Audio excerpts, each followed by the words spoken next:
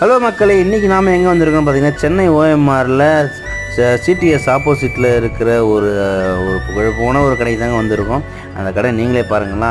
ஆமாம், நாம் வந்துருக்கிறது வேறு எங்கேயும் இல்லை, சிக்கன் தொக்கு பிரியாணின்ற கடைக்கு தான்.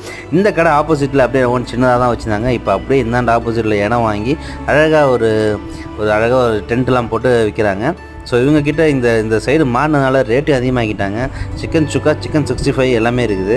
இவங்ககிட்ட சிக்கன் பிரியாணி மட்டும் தான் இருக்குது. சிக்கன் பிரியாணி கிட்ட ஆனால் ரேட்டு பார்த்திங்கன்னா 140 ரூபா. 140 ரூபாய்க்கு குவான்டிட்டி இருக்குமான்னு கேட்டிங்கன்னா அதுதாங்க இல்லை.